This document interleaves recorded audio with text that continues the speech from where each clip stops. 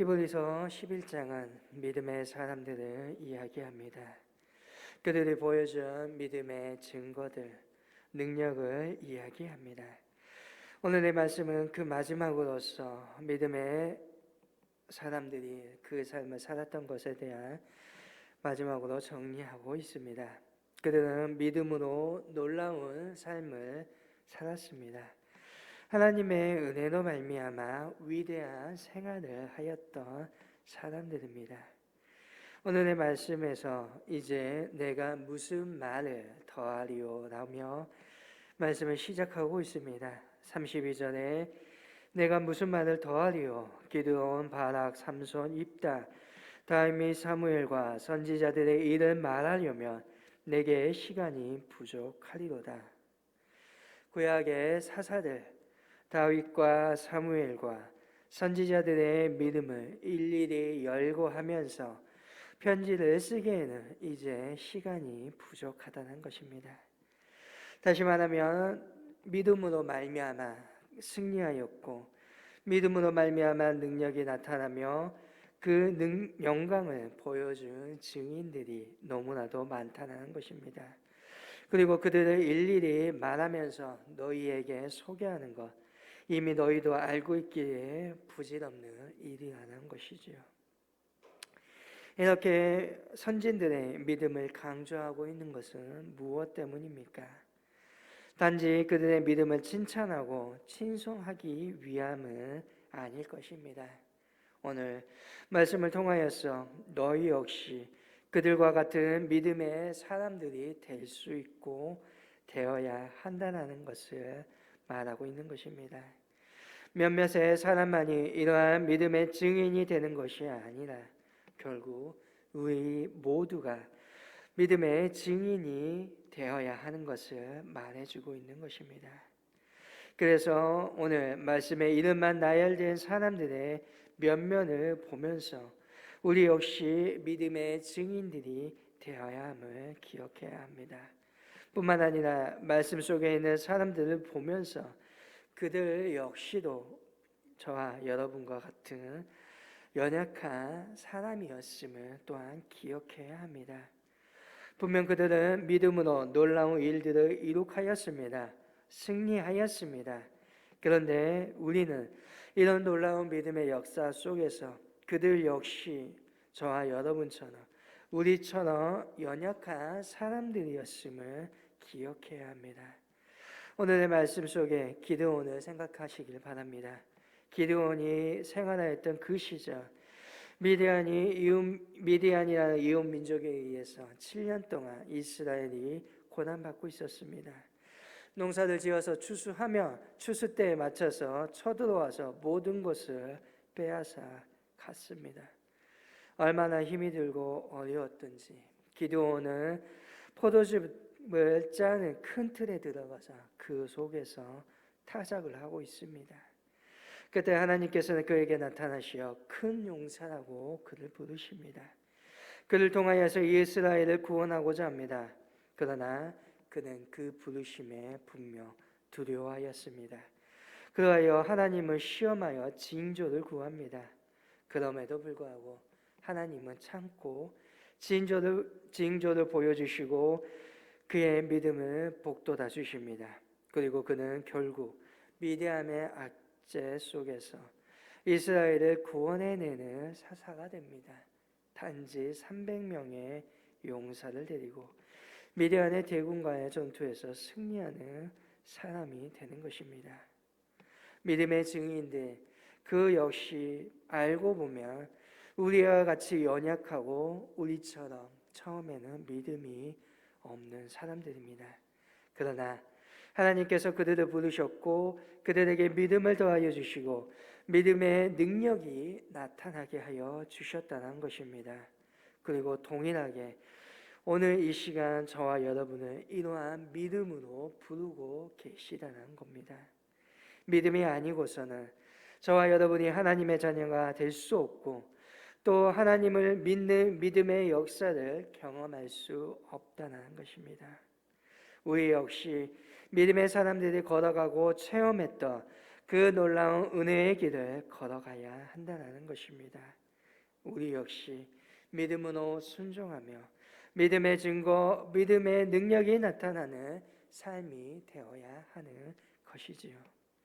그런데 35절 이하의 말씀을 보면 믿음의 증거가 언제나 영광과 승리와 위대한 일을 통해서만 나타나는 것이 아님을 말하고 있습니다. 35절 이하의 말씀을 보면 믿음의 사람들이 부활에 대한 소망으로 고난을 감당하고 조롱과 채찍과 결박과 옥에 갇히는 일도 있는 것을 보게 됩니다. 고난 가운데 믿음의 역사가 나타나는 것을 이야기하고 있습니다.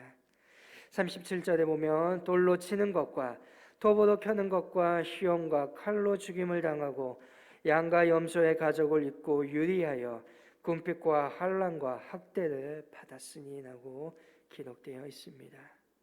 돌에 맞기도 하였습니다. 선지자 이사야는 유다의 므낫세 왕에 의해서 톱으로 켜서 죽임을 당하기도 합니다. 많은 선지자들이 칼로 죽임을 당하였고 어떠한 사람들은 믿음을 지키기 위하여서 굴 속으로 지하로 숨어듭니다. 그리고 겨우 밤이 되어서야 양과 염소의 가죽을 뒤집어 쓴 채 몰래 나와 생활하게 됩니다. 믿음이 세속적인 성공이나 안전, 안락함을 보장해 주는 것은 결코 아니라는 것입니다. 때로는 믿음이 오히려 우리를 시련과 역경 속으로 몰아가게 됩니다.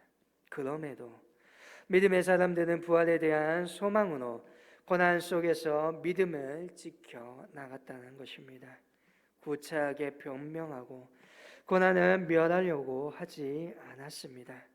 믿음의 사람들은 고난을 피하려고 하지 않습니다. 그 고난을 기꺼이 감당해 내었습니다. 이러한 사람들을 향하여 히브리서 기자는 세상이 감당하지 못하리라고 말씀하고 있습니다. 고난이 오면 넘어지고 쓰러지고 피하는 것이 아니라 고난을 담당히 맞서서 그 고난을 견디고 이겨내기 때문입니다. 이것이 진정한 믿음입니다. 믿음은 고난을 피하는 것이 아니라 고난을 견디고 이기는 것입니다. 물론 일부러 고난을 자처할 필요는 없습니다. 할 수만 있으면 피하는 것이 좋습니다. 그러나 믿음으로 말미암은 고난은 필수라는 것입니다. 그리고 그 고난을 마다한다는 것은 내가 오늘 믿음으로 살지 않겠다는 것입니다. 참된 믿음이나 고난도 이기는 것입니다. 고난을 이기지 못하는 믿음은 결코 믿음이 아니라는 것입니다. 그러므로 우리의 삶이 어떠한 모습으로 인도함을 받든지 너무 연연해하지 마시길 바랍니다. 그보다 중요한 것은 그 안에서 흔들리지 아니하고 살아가는 것입니다. 우리는 오늘날 너무나 연약한 그리스도인의 모습이 되어버립니다. 고난 앞에 몸을 사리고 믿음의 증거와 신앙의 열매가 나타나지 아니합니다. 오늘 본문에 나오는 믿음의 선지들은 믿음의 증거를 받았으나 또한 더 좋은 언약과 더 좋은 소망을 누리지 못하였다고 합니다. 쉽게 말하면 하나님의 언약이 온전히 실현되지 않았습니다. 하나님의 언약이 언제 실현됩니까? 오늘 마지막 말씀, 이는 하나님이 우리를 위하여 더 좋은 것을 예비하셨은즉 우리가 아니면 그들로 온전함을 이루지 못하게 하려 하심이라. 예수 그리스도로 말미암아 이루어지는 것입니다. 믿음의 선진들은 안타깝게도 예수님으로 말미암은 구원의 은총을 온전히 경험하지는 못하였습니다. 그래서 그 위대한 믿음의 삶을 살았음에도 불구하고 온전한 것을 이루지는 못하였다라고 히브리서 기자는 말하고 있는 것이지요. 온전함은 오직 예수 그리스도로 말미암은 믿음으로 이루어지는 것입니다. 이것이 바로 하나님께서 준비하신 더 좋은 것입니다. 이제는 예수님으로 말미암아 온전함을 이루게 되었습니다. 뿐만 아니라 구약시대의 믿음의 사람들로 그리스도 예수로 말미암아 비로소 온전함을 이루는 것이지요.